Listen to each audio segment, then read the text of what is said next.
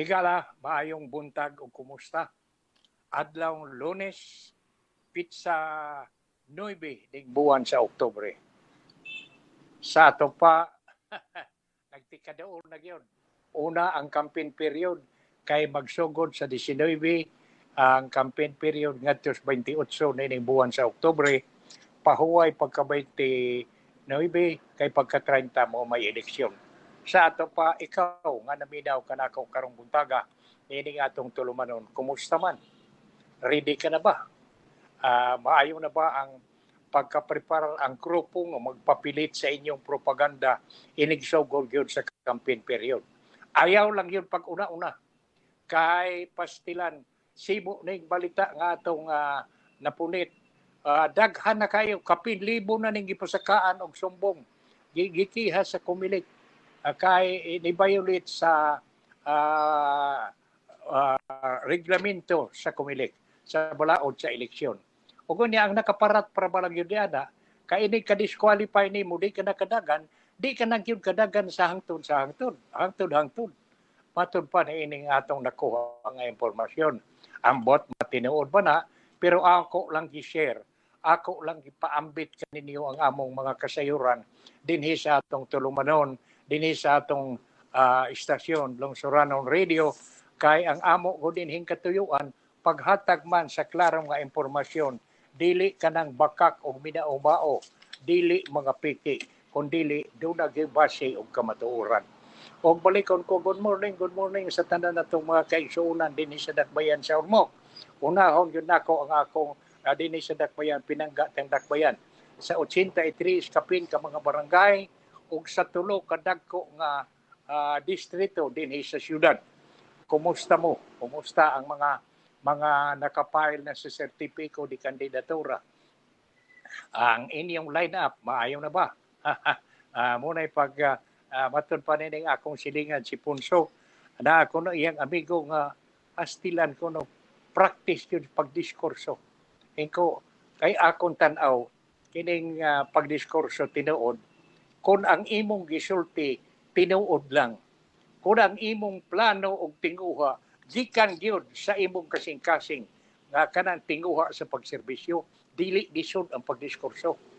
Pero magbuhat ka gani og mga plano nga way base og kana bang gitawag politiking lang yun, pamulitika lang yun, kanang saad nga kon sa kuan pa murag layo kaayos katumanan, kana lisod na pagdiskurso ikaw ni ana. Pero kung ang imo balikon ko, kung ang imong idiskurso ipabati sa mga naminaw nga imong kampaniyahan, gihidukad gyud gikan sa labing suok nga dapit sa imong kasing-kasing, dan di ka nagtuo ko nga dili malisod. O balikon ko, good morning sa tanan. Ako isang i-appeal pagpangumusta ang mga kaigsuunan nato sa 4th distrito. Silang ang mayor sa Albuera, si Sixto de la Victoria, sa Kananga, si Mayor Torres, sa Matag-Ob, si ang akong higala, si Kuan, kining ang sinaning nga batanon, pero doon ay nindot kayong plano. Si sa ang makugihon sa nga mayor diha sa Matag-Ob, og inya ang atong higala sa diha sa Palumpon, si ang atong sa Isabel ug Merida, pastilan usahay ning magkatiguang nata, mukalit lang usahay og kawa ang mga naa sa atong una-una. Pero sige na lang, basta kay nangumusta ko sa tanan nato mga kaigsuunan nga sa 4th distrito, sa unom ka munisipyo, ka Albuera, Kananga, Matag-Ob, Bernitacoy, sa Palumpon, si Mayor Ramon Oñate, si Isabel, si Dudo Cordinio, o ang sa Merida, ang akong higala, si Lando Villasencio. Dugay-dugay min kauban sa konseho. May swerte ni bata nga sa pag-unang paglabay niya sa iyang tiguha nga mudagan pagkamayor sa Merida, nakaswerte og midaog gani siyang re-election, murag wa na siya kontra. No, mao nga, good morning ninyo, mga higala nato diha sa 4th Distrito. O usab, i-appeal nato ang mga nagkalain-laing mga munisipyo o probinsya sa Region 8. Kumusta mo? I-appeal ta na lang ang sa Tibuok, Luzon, Visayas ug Mindanao. Diin dunay daghan natong mga kaigsuonan ngadto adidto nang ginabuhi og pareabuyag, giuwanan sa ilang mga pag-ampo, maayo na ang ilang pagkabutang. Hayahay na sila dito. Apil na ang mga kaigsuonan nato ngadto sab sa nagkalain-laing dapit sa kalibutan. Gani di ay may napunit ng balita nga murag dunay gubat sa Israel, nagkagubat og mga Hamas kuno mo'y kontra niini. O unya, daghan ba kuno mga Pilipino dito. Nalipay lang ta nga manghinaota nga kining kay ang atong gobyerno di man lagi magpasagad sa atong mga kaigsuonan nga tuas gawas. Ang atong gobyerno nibuhat dayon kunog task force, nagbuo, naghimog task force aron nga mabantayan ang matanaw-tanaw, maniid sa sitwasyon ngadto sa Israel. Ug kinahanglan nga mapauli-o ni sila tingali kinahanglan mapapauli dayon. Ug akong ipahinom do mga higala nga nagsunod din ng atong tulumanon nga kini atong Lungsuranon Radio inyong mabati sa Lungsuranon Radio Philippines sa atong website www.pipitoradio.com o sa Facebook page www.facebook.com/Lungsuranon Radio. Hinaot nga ang tanan kung doon na manggali mo'y mga schedule nga meeting pagkakaroon. Ang atong mga kabataan nga estudyante to naman kamo nga mga padre di pamilya, madre di pamilya nga mo'y may trabaho, hinaot nga kung doon naman mo'y mga obligasyon o mga meeting, schedule nga meeting o unsa pa nga mga kalihukan, hinaot nga wa ninyo makalimti. Okay, hala, maayo tingali nga magsugod na sa atong tulumanon.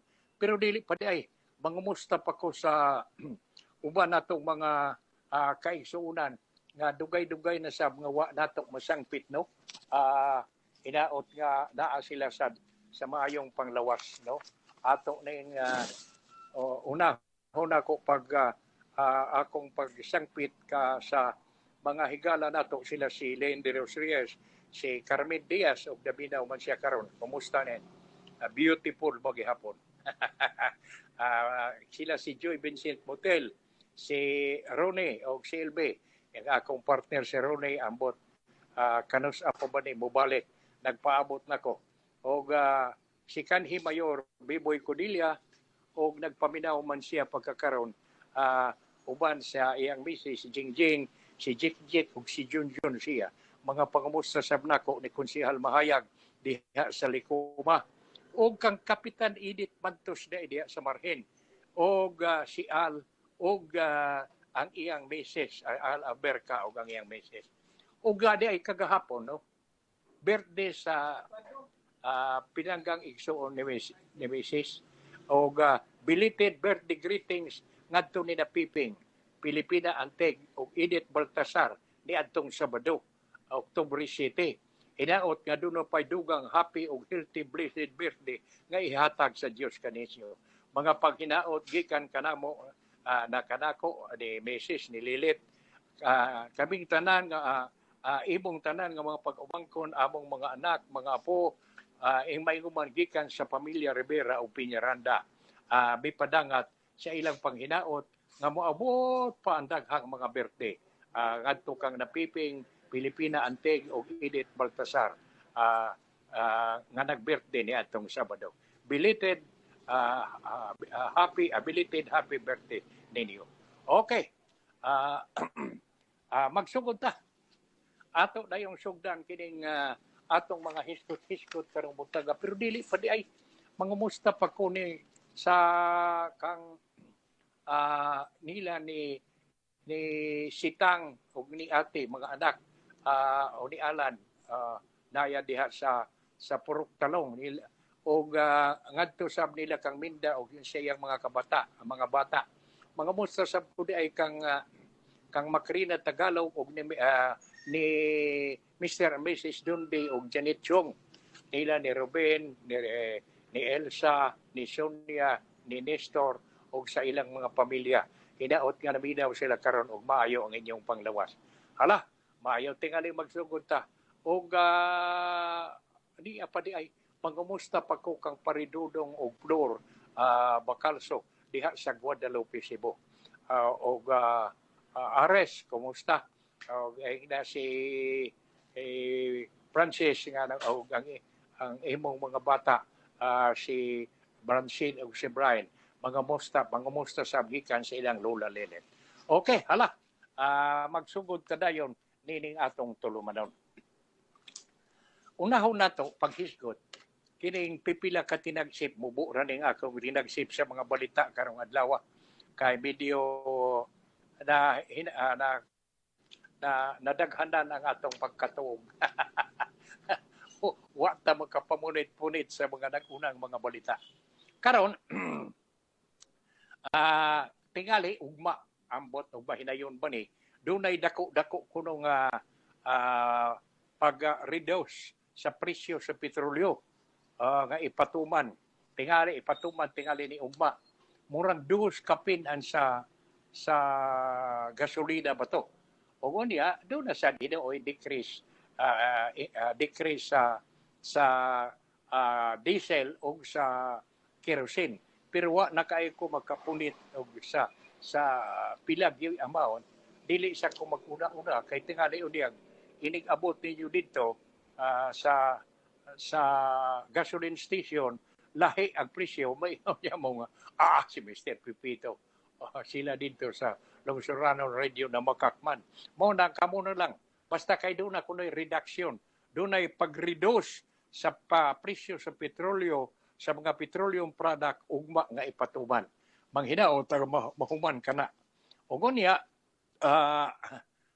mga kaigsuonan balikon nako ang ikaduha nga atong gisgutan katulad igubat sa Israel ka ambot murag nasunod wa ba kay epekto na sab niini sa ato kay ang gubat sa Russia og unsa katong nasod medyo nakaapektar man to kay katong nasod nga gigubat sa Russia mo may naghatag naghatag kanato nagbaligya nato sa mga abono mao ni nakaapektar kuno ni sa production sa nato og manghinaota nga kining gubat karon sa Israel diin dunay daghang mga Pilipino sab didto wa untay mga produkto nga maapektuhan na sab nga masakripisyo na sab ang bulsa sa atong mga kaigsuonang Pilipino og manghinaota balikon ko nga ang task force nga giingon nga gibuo organisar sa administrasyon aron pagbantay sa sitwasyon dito sa mga kaigsuonang tupang Pilipino dito sa Israel. Well, very good ang atong pasalamat na ining plano nga gibuhat sa atong presidente o sa mga kadagkuan sa atong nasod. Karon, arita sa katapusan nga tinagsip sa balita nga akong napunit nga may kalabutan mahitungod lagi ni sa interview nga gihimo sa National President sa PhilHealth nga si P. Francisco. Matod pa niya, usa nga nakaambit dayon sa akong pagtagad. Mao katong iyang ingon nga personal nga personal nga impormasyon sa libo-kalibo nga membro o empleyado sa PhilHealth posibleng makompromiso niadtong gitawag nga Medusa hacking kay niadtong gawas sa Disyembre 8 adlaw Biyernes pagkaisog ning Medusa hacker mi-release sa ilang gikawat nga PhilHealth nga data matod pa sa balita niadtong Biyernes mga Pilipino kuno magbantay niining nagsunod-sunod nga pagpagawas sa online scam niining umaabot ng mga adlaw kay kining hacker kuno nga mikawat og data gikan sa atong PhilHealth Insurance Corporation milik sa mga membro have leaked members' information to online and possibly criminal groups. Maunay nakakuyaw. Kay kadtong mga data di ay nga ilang nakuha, mga data nga nakuha nila nga may nga, sa mga membro o empleyado sa PhilHealth, gikuha naman, gileak na nila, gihatag na ngadto sa ang information online o ngadto sa mga criminal groups. Amo na nga magbantay ta. Ikaw nga ang matag membro tingali sa PhilHealth, pastilan hinuuning PhilHealth, no? Muna'y giingon nga ginapiko, ginapala ning ilang problema. Problema sila kay wa magpakabayad sa mga obligasyon nila sa ospital, mga anomalya nga makalilisang tungod lagi kay panagsabot nga ang ordinaryong sakit himuon nilang inyong tang ordinaryong hilanat, himuon nilang dako-dako nga sakit aron madako-dako ang makubra ug tinuod magali pastilan. Unya karon wa sad sila makabantay. Wa sila makabantay nga ang ilang mga data gikawat na suod sa Medusa hackers. Pastilan sa ning mga kawatan sa data, no? Pagkangingig ni mga tawhana. Unya manghinaot lang ta nga matud pa diri ato raguding sundon usa kini sa Bernes kay ato sang tatahon o basahon ang sa kagahapon adlawng Domingo. Matud pa din report gikan sa dark web information nagpakita nga ang mga dokumento nga gikawat sa PhilHealth gi-publicize online marketplaces like Telegram nagsugod kagahapon. Gi-publicize sa DI unya sa online marketplace sa online kuno nga mga marketplaces parehas sa Telegraph nga nagsugod kagahapon. Ang Deep Web Connect grupo kuno nga dedicated to publishing activities in dark web mi-shared sa ilang screenshot nagpakita og large dako kuno kayo nga packet og files containing the alleged information sa Philippine Health sa PhilHealth members. Sa ato pa ang mga data sa mga PhilHealth members baog yoy nasikwato sa Medusa niining mga nakawat sa Medusa hackers. Ug unya nagpakita na ba ko nini og ubay-ubay nga files, ubay-ubay nga record nga sa mga impormasyon sa mga PhilHealth members. Asa na malagta niini may padung oy ug mao na malagali ini unsaon man nato ni pagsagang. Unya matud para tatud pa dire. As such, the group may warning sa PhilHealth members nga sila ang mga PhilHealth members should be vigilant in diining umaabot nga mga adlaw. Data uploaded sa dark web kalagmitan kunong i-exploit sa mga criminal group involved in digital fraud ranging from messaging scam to identity theft. Sa ato papiligro kayo. Matud pa niining giwarningan ang may warning ang grupo nga dunay grupo nga nag-warning kining dark web connect, a group dedicated to publishing activities on the dark web, shared a screenshot showing large packet of files containing alleged information sa Philippine Health members. Ug tungod diana kani gwapo kini nga grupo warning sa PhilHealth members nga magbantay ta kay niining umaabot nga mga adlaw data nga gi-upload kuno sa dark web kalagmitan i-exploit sa mga criminal groups involved sa digital fraud ranging from messaging scam to identity theft. Kaday kuyaw nga gamiton ang ibungahan sa mga binuang mao nga magbantay ta. Another group matud pa dire indicated that PhilHealth files in online marketplaces contain documents nag-appeal og mga dokumento compressed in 160 folders in total. These files amount to 600 GB of data. Unsa ba ning GB ato ni tan-awon?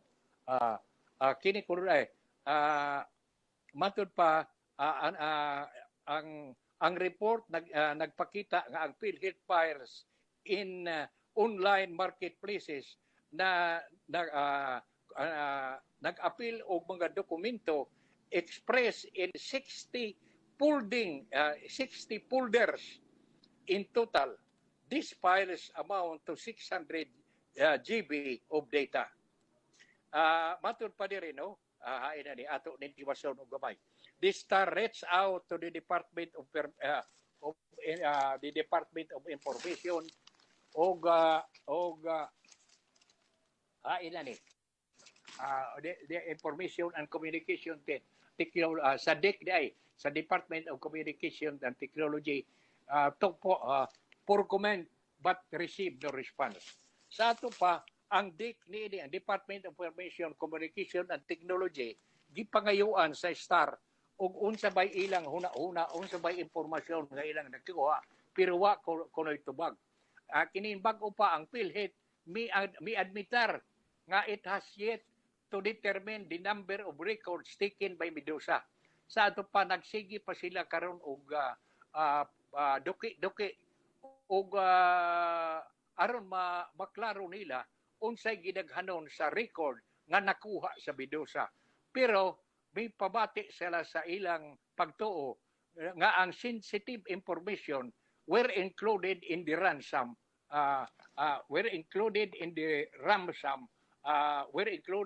ransomware attack. Na-appeal sa day kuno ang mga sensitibong impormasyon sa PhilHealth. Mao nay nakakuyaw. This data include name, address, birthday, unsay babae ka bag lalaki ka, mobile number, and identification number. Sus, pagkakuyaw di ay do. Kaispo ko muna nga kanang dita nga nakuha kanang giingon nga hain na to ang gidaghanon nga nakuha nga ang record nga nakuha sa Medusa nga matod pa nag-appeal. Mao nay nakakuyaw niini kay murag ang mga data niini mga sensitibo kayo. Kay giingon diri nag-appeal sa ang imungan ug unya ang imong address kano sa ang birthday nimo, lalaki ka ba, babae ka ba, unya ang imong mobile number ug unya appeal na ang imong identification number. Sa murag sa tanan ang tanan nimong mga data nakuha gyud diining mga Medusa hacker pagka problema. PhilHealth has committed to notify members whose personal information was deemed compromised. The state-run insurer has also asked contributors to take precaution right away, including monitoring to their credit reports for authorized activities. So, ang PhilHealth may pahibaw karon sa mga membro dayon nga ang personal information murag na compromise, murag na appeal sa nakawat sa Medusa nga ang state-run insurer nangayo ang PhilHealth nangayo nga sa mga contributors nga magbantay dayon appeal na ang pagmonitor sa ilang credit report for unauthorized activities. Tanawa ug wa ba ang imong data, wa ba ang imong ma-appeal dito nga gigamit na og mga binuang. PhilHealth also said members should place a fraud alert on their credit report. Sa ato pakadtong mga membro, matod palagi sa PhilHealth, mga membro magbutang kuno og fraud alert sa imong credit report. Contributors are also advised to change their password in the digital account. Kana boy, imo undayon nagdali-dali.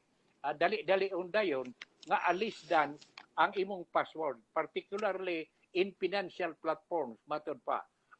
Ug unya maniguro kag yun pagtan-aw nga kana bang matod pa diri and keep an eye on phishing emails and missing text. In text message to reporter, the National Privacy Commission maingon it is looking into the liability of PhilHealth in the data breach. Dan peligro sa ato pa murag ang NPC, ang National Privacy Commission, maingon nga ilang gitan-aw og unsa ba kahay liability tulubagon sa PhilHealth ni ining gikahisgutan nga breach. Para sa PhilHealth liabilities, we are currently assessing kung nagpasagad ba sila, whether negligence was involved on the part before making any definitive statement. Sa ato pakining ang National Privacy Commission, nagtan-aw pa og unsay responsibilidad sa PhilHealth. Nagpasagad ba ni sila, pero dili sila magdali-dali, ila usang tanawon, dili sila magpataka og istorya. Kanay tinuod, mas mayo, doon ay investigasyon. Nahala, sa ato pa mao kana ang gawas niya itong Biyernes. Ug niya ang sa gawas di adtong Domingo, mahitungod kagahapon, mahitungod gihapon, mauna ni ang gawas kagahapon adlong Domingo. Ang National Privacy Commission may lusad na og investigasyon aron gyud pagklaro sa full scope sa ug unsa ba gyud kadako ang data breach, ang unsa ba gyud kadako ang problema sa PhilHealth, ang data breach involved sa PhilHealth Insurance Corporation sa ransomware attack as it discovers. Balikon ko ako ning hinayon kay aron hisabtan yun pag-ayo. The National Privacy Commission has launched an investigation to ascertain the full scope of data breach involved in the Philippine Health Insurance Corporation PhilHealth ransomware attack, as it discovers over 700 gigabytes ang GBDI gigabytes ni extracted from the data dump claimed to be from the Medusa hacker group. Kini batud pa dire in a statement over the weekend, the national sa pamahayag nila niadtong mayagang semana, ang National Privacy Commission miingon Complaint and Investigation Division on October 6 completed its initial analysis of the 650 gigabytes worth of compressed files originating from the data dump claimed by Medusa. Pastilano ubay-ubay 650 gigabytes. Upon extraction, these files revealed an staggering 734 gigabytes worth of data, including sensitive personal information according to the NPC. Kana go'y problema. Kay hasta ang mga personal nga information nakawat man, nakuha man sa Medusa. Mauna niining mga Medusa hacker. Mao nga upon extraction, these files could reveal is staggering 700 764 gigabytes worth of data, including sensitive personal information matod pa sa National Privacy Commission. In the light of these findings, pinasikat na ilang nadiskubrihan sa NPC, sila lusad og ang sa kini SOA responde investigation to ascertain the full scope of the breach, identify the responsible officials, and recommend legal prosecution to the fullest extent permissible by law, the NPCC. Sa tungod ni ilikon ng ilang nadiskubrihan nga mga kasayuran, ang National Privacy Commission may lusad o kanang gitawag nila SOA Sponte investigation to ascertain aron pagklaro gyud sa full scope kuno sa dakawat ug unya nga kasayuran ipaila-ila ang ilhon ang responsable nga opisyal, unya i-rekomendar og recommended legal prosecution to the fullest extent permissible by law. Pasakaan yung kuno og tukma nga sumbong pinasikat sa balaod. In a Viber message to reporters, NPC, ang National Privacy Commission, Public Information and Assistance Division Chief Ruren Chin, mingon nga investigation chief investigation team kuno led by its chief Michael Santos are in the process of conducting full inventory of the national compromised personal information. Sa ato pa, muna lang na ang ako dugang nga kasayuran nga nakuha nato niya ng adlaw Lunes. Ang ato na lang yung ipaabot mao nga unta maklaro gini o kinsa bay responsable. Diwa ba kay kontak ni ini kining Medusa hacker nga mga empleyado sa PhilHealth kada bang gitawag nilang inside job kay mao magunay peligro kay kanang insider na gali sayon man kay nang makahatag sa data mao nga abang hinaot nga dili ta kanata tinuod unya ug magklaro maggali sa National Privacy Commission sa NPC kinahanglan nga og maklaro na matumbok na kinsa gi responsable niining kawat sa data diha sa PhilHealth kay ang makaluluoy niini ang mga membro itaw ang mga empleyado ug membro labi na mga empleyado nga nagsalig itaw labi na kanang mga igo-igo lang yun nga nagka-contribute og niya sa ilang mga balatian nagsalig sila sa PhilHealth og unya og kanang makompromiso na ang ilang mga data og unya makompromiso na ang hasta gani ang pundo unya niana sa PhilHealth unsa na malay mahitabo muna yung pag-ingaw ni akong silingan si Poncio pagkaagoy pagka makaluluoy na itong mga membro itaw nahala manghinaot ta higala ikaw nga naminaw kanako karon ini nga atong tulumanon tabangan nato pagampo magampo ta nga unta hinay-hinay nga masulbad sa kung matumbok sa National Privacy Commission nga magmalampuson kining NP National Privacy Commission sa ilang investigasyon ug maklaro na gyud kinsa ba kining mga tawo nga responsable ug hinaot katong istorya o katong pasalig nga pasakaan gukdon gyud sila to the fullest sa pinasikat sa gibutan sa balaod aron sila masilutan ug kana angayan ug mao gyud untay buhaton. Okay, nahala. Ato na lang usa ng biyaan.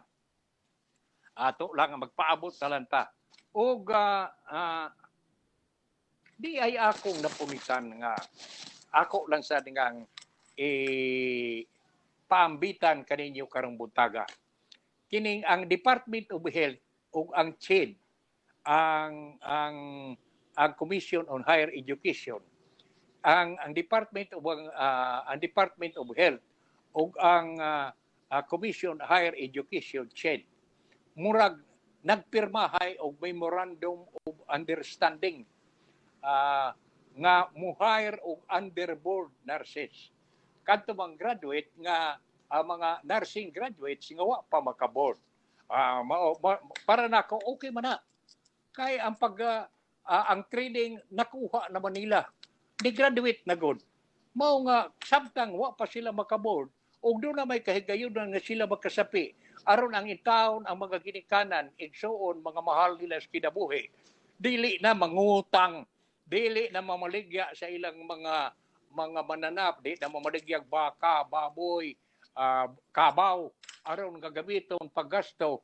sa mukuha og board para nako nindot ni ato ning paambitan din hining atong tulumanon karong buntaga matud pa dinhi the Department of Health Department of Health o ang Commission of Higher Education mipirma kagahapon o niadtong usang adlaw og memorandum of understanding MUA nga nagtinguha pag solbad sa shortage of nurses sa nasod og paghatag sa mga nursing graduates og oportunidad nga makatrabaho.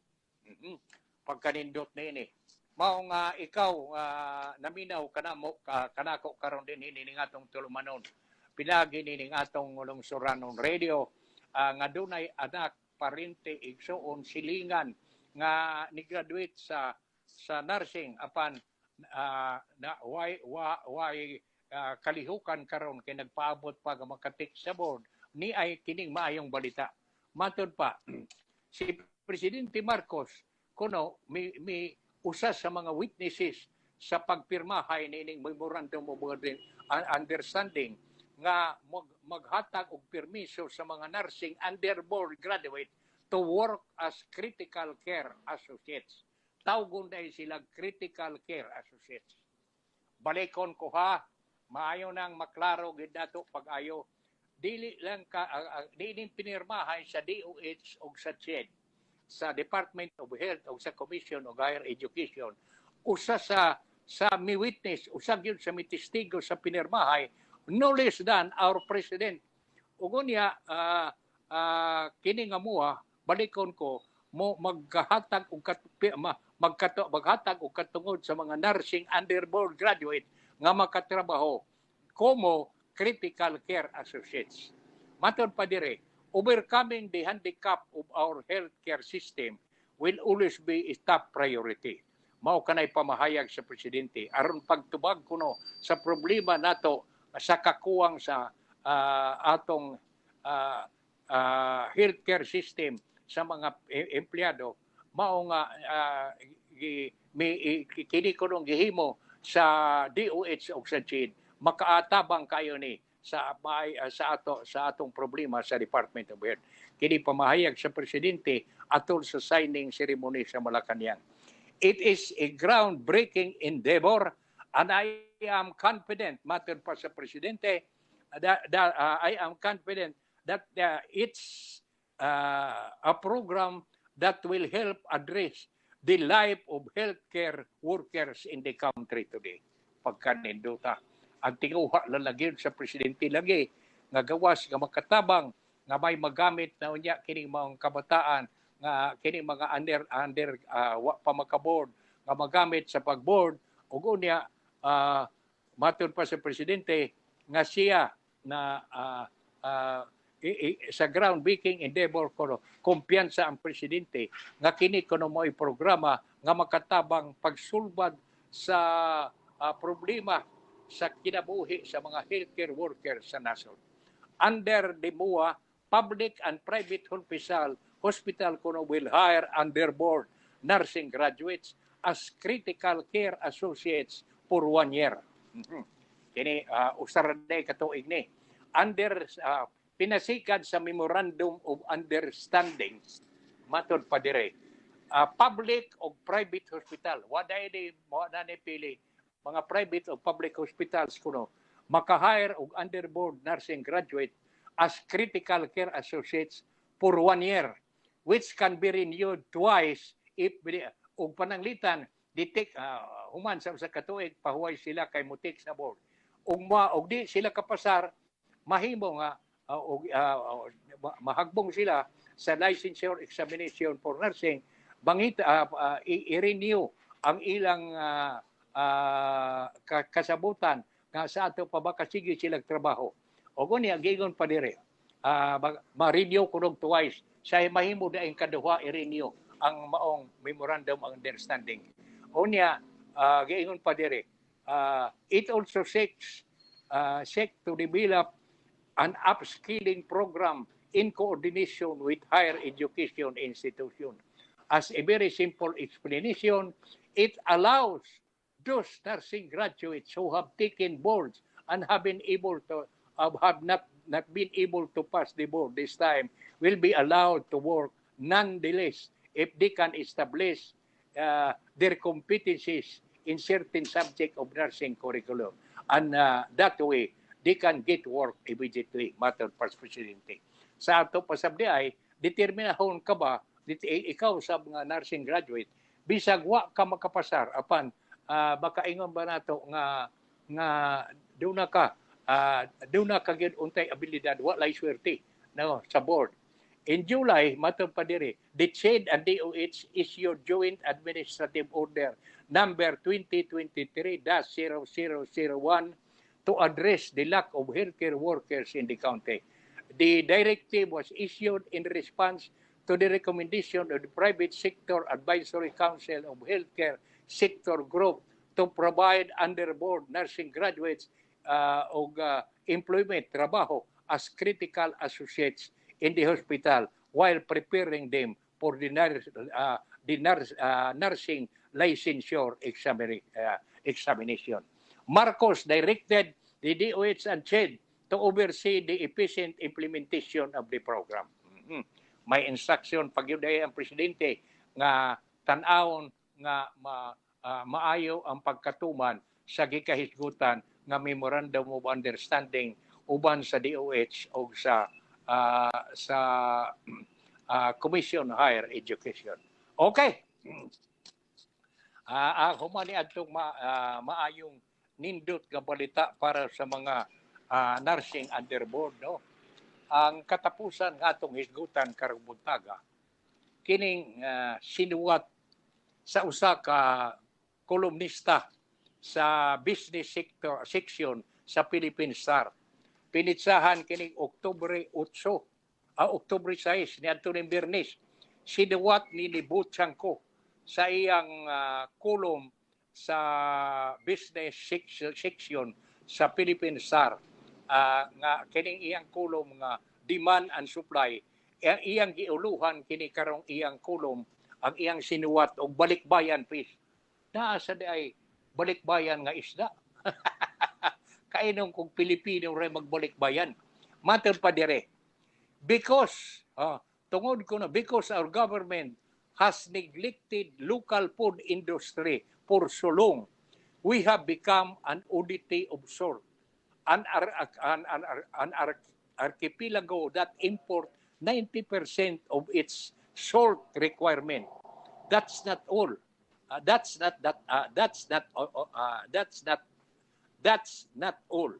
The Agriculture Department also recently approved the importation of 35,000 metric tons of fish, including galunggong, for sale in the wet market during the last quarter of the year.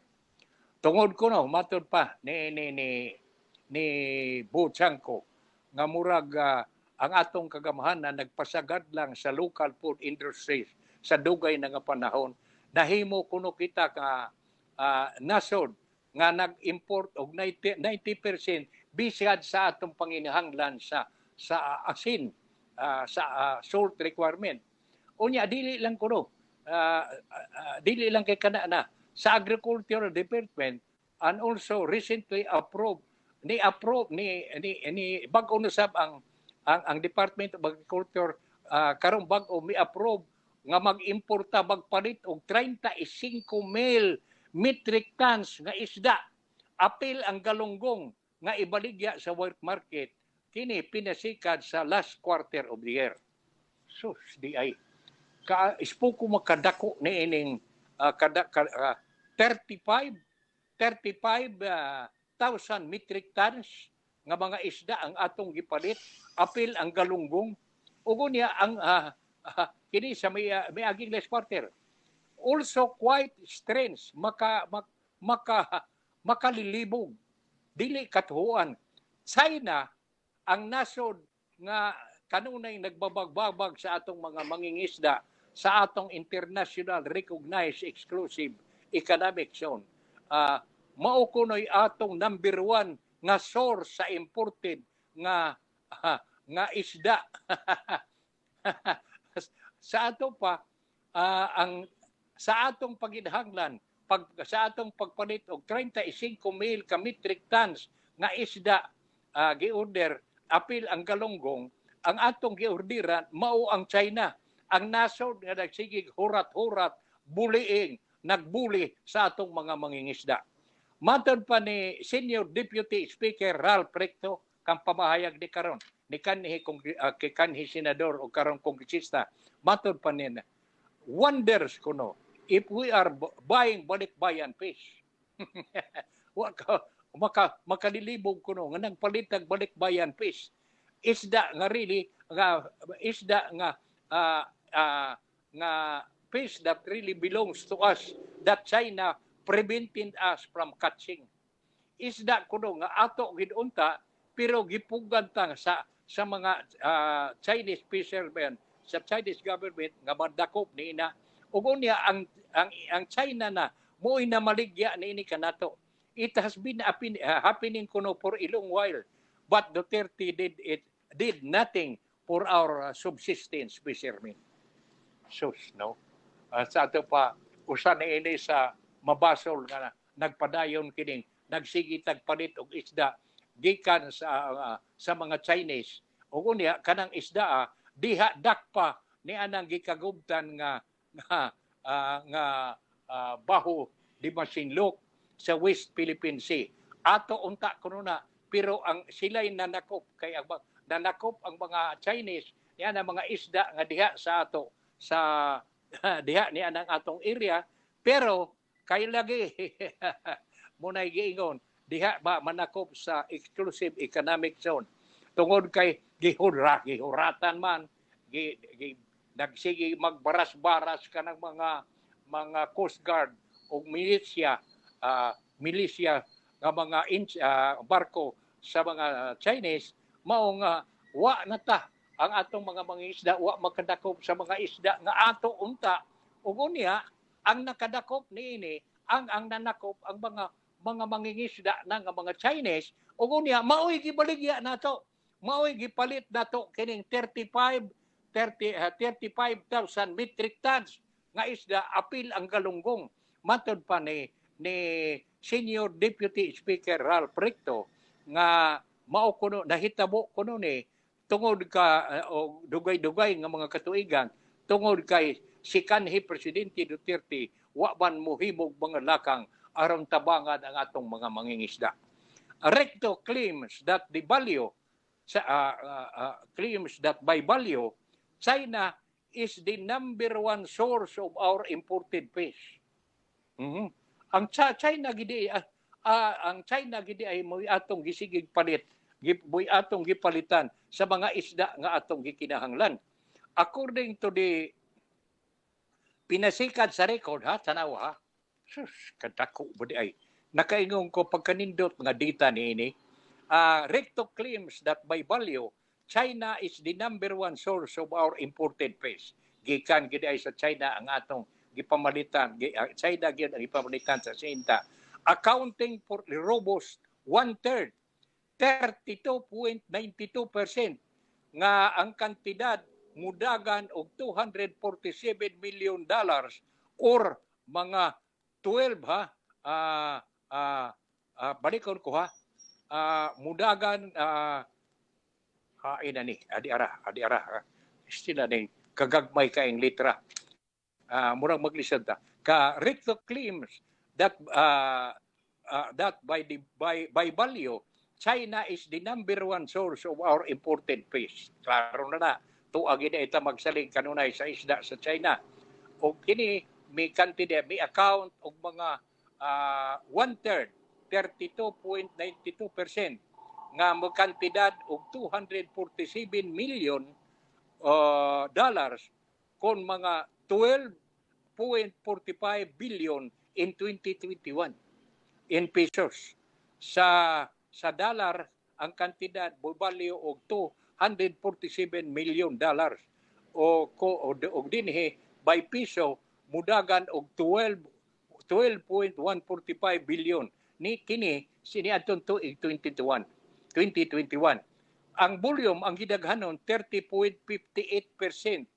Our share manay giingon ang share ng China or 100 by volume kuno 30.58% ang share ng China or 158.088 metric tons out of the 516.898 metric tons imported. Ibig sabihin mula sa inangkat sa China pwede bigyan ng halos kuno gikan sa gipalit kuno nato nga isda pwede nga tagaan og usa ngadto sa 5 ka kilo nga isda ang matag Pilipino. Pastila no. Hastila day kadako day. Nindot sabding data kagihatag ni kanhi ni karon Senior Deputy Speaker Ralph Recto. The Chinese fishing militia matod pa helpful of this great ocean robbery by serving the dual purpose of harassing Filipino boat mga barkong Pilipino o sa mga mangingisda og sa atong mga kuan, sa atong mga Coast Guard. Ug unya, and by harvesting the bounty of seas, both done in illegal and dangerous manner. Because of this Chinese blockade, share of our fish catch in the West Philippine Sea, according to the Bureau of Fish and Agricultural Resources, midwindle og 7% ang total national fisheries production.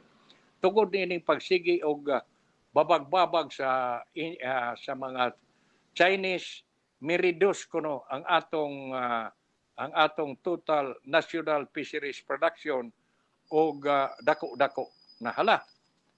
Wa naman tay panahon ni gala kay mura man og ato laning tiwason og ba kay mura mag giapasta sa panahon.